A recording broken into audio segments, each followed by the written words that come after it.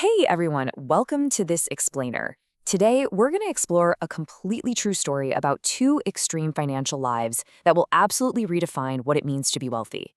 Seriously, if you think you've got a handle on how wealth is built and how it's destroyed, this story is going to challenge pretty much every assumption you have. We're going to look right past all the superficial signs of money to find the real underlying mechanics at play here. So let me ask you, what could a frugal Vermont janitor and the absolute richest man in American history possibly have in common?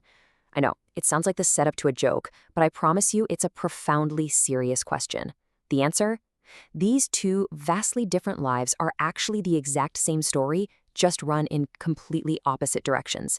And sitting right squarely between these two extremes is literally everything you will ever need to know about the invisible math of money. All right, let's kick things off with part one, the janitor's secret. To get started, we're traveling to the small town of Brattleboro, Vermont in the year 2014 to meet a 92-year-old man named Ronald Reed. Now, Ronald lived an incredibly modest, seemingly poor life. I mean, this was a guy who walked around in a flannel jacket literally held together with safety pins. He was the first in his family to graduate high school, and he had to hitchhike there from a poor farmhouse just to attend. He pumped gas at a local station for 25 years, retired, got bored, and then went back to work sweeping floors as a part-time janitor at JCPenney for 17 more years. He even parked his second-hand Toyota incredibly far away from the meters just to avoid paying for parking. Once, a pitying stranger at his local coffee shop quietly paid for his breakfast, just assuming the old man couldn't afford it. By all accounts, he lived and died as a kind, quiet man of absolutely no particular means. That is, until his will was read. His family and the whole town discovered a staggering figure: $8 million. When his safe deposit box was opened, they found the explanation stacked 5 inches high. It was completely full of stock certificates. The man in the safety-pinned jacket was actually one of the wealthiest people in town. His own stepson told reporters the family was just completely stunned. Nobody had any idea. And his secret? It was brilliantly simple. Out of that fortune, he left $4.8 million to the local hospital and $1.2 million to the library. How did he do it? By patiently holding stock in at least 95 really boring dividend-paying companies. We're talking banks, utilities, railroads. He just held them and quietly reinvested those dividends for decades.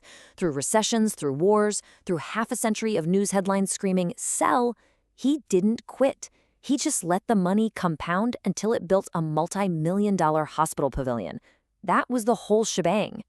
Which brings us to part two, the evaporating empire. So hold Ronald Reed in your mind for a second, but let's travel 80 years backwards in time and about 300 miles south to meet a man famously known as the Commodore, Cornelius Vanderbilt. Back in 1877, Cornelius died as the richest man in America.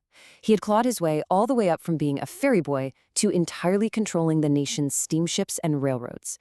His fortune at the time of his death was roughly $100 million. To put that completely wild number into perspective, that sum was actually greater than the entire United States Treasury at the time. Measured against the economy of his day, he was one of the wealthiest human beings to ever walk the earth. His dying instruction to his son William was simply, keep the money together. And William did. He doubled it, actually. But after William, the obeying completely stopped. Fast forward with me to 1973. A Vanderbilt family reunion is being held at Vanderbilt University. 120 descendants of the richest man in the country all gathered together in one place. And the popular account of that gathering records this absolutely shocking fact. There was not a single millionaire left among them. Zero. The greatest fortune in America had completely evaporated in under a single century. Let's figure out how that happened in part three, the math of money. Seriously, how does the greatest fortune in America evaporate into thin air while a part-time janitor becomes a multi-millionaire? Well, we have to look at the two extreme ends of compounding. On one hand, we have our guy Ronald Reed. He didn't have a high income, but he had time and restraint. You see, money compounding at ordinary market rates doubles roughly every 8 or 9 years or so. Give it 65 years, like Reed did, and $1 becomes 60, 80, 100. The final doubling of his life added more wealth than the first 40 years combined. But on the flip side, the Vanderbilts ran the exact same mathematical equation with the sign flipped, because guess what? Compounding works identically on spending. The Vanderbilts threw a costume ball in 1883 that cost millions in today's money. For just one single night, they built massive summer cottages like the Breakers in Newport, literally sheathed in gold leaf. And here is the trap.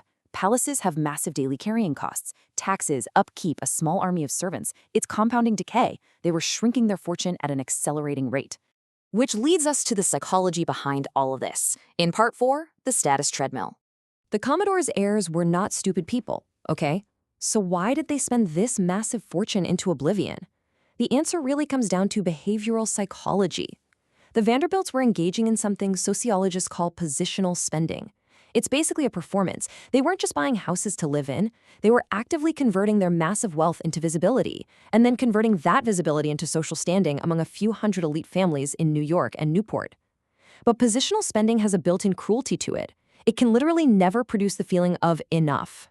Because enough is defined by your neighbors, and guess what? Your neighbors are also spending. It is a status treadmill that inherently has no top speed. You buy a yacht, your neighbor buys a bigger yacht. The runner stays in place, but the treadmill just spins faster and faster. And they spend at prices that didn't wear off, for a fleeting feeling that absolutely did. And this reveals a pretty universal human flaw. This timeline isn't just about the Vanderbilts. It's a pattern so incredibly common that cultures all over the world named it independently. Here in America, we say shirt sleeves to shirt sleeves in 3 generations. Over in Lancashire, they say clogs to clogs. The Japanese say the 3rd generation ruins the house. It's always the same. The 1st generation builds because they remember scarcity. The 2nd preserves because they watched the grueling hard work of the building. But the 3rd generation, oh, they spend. To them, the money isn't an achievement at all. It's just the weather. It's a permanent condition of the world, and nobody feels the need to maintain the weather. This takes us right to part 5, what wealth really is. This whole story brings us to a really profound realization. As a society, we often have it completely backwards regarding what true wealth actually looks like. If there is a universal law hiding in these 2 lives, it is this. Wealth is what you don't see. Take a second to think about what that means. The cars, the yachts, the giant houses sheathed in Italian marble, those are not evidence of wealth. They are simply evidence of money that has been spent, which is to say, money that is now gone. Actual wealth is the invisible remainder. It's the stock certificates hidden away in a safe deposit box. It's the dividends nobody sees being reinvested. It's the unseen gap between what you could spend and what you actually do. Remember that stranger who bought Ronald Reed's breakfast? He thought he was helping a poor man out, but he was actually performing kindness for one of the absolute richest men he would ever meet. Because real wealth is precisely the thing that doesn't show.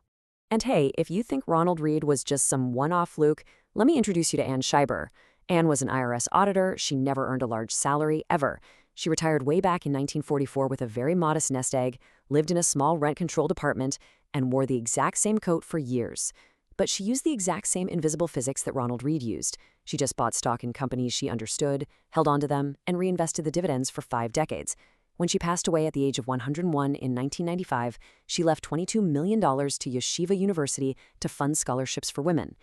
It's a different city, a different life, but identical physics. Ordinary income, extraordinary patience, resulting in massive, invisible wealth. So what you should really take away from this explainer is a fundamental question about utility. What is money actually for? On the left side here, we see the Vanderbilt approach, using money as a status symbol. But for comparison, it's just a treadmill that inevitably ends in demolished mansions and scrapped yachts. But on the right side, we see the approach of Ronald Reed and Ann Scheiber, using money as a time machine.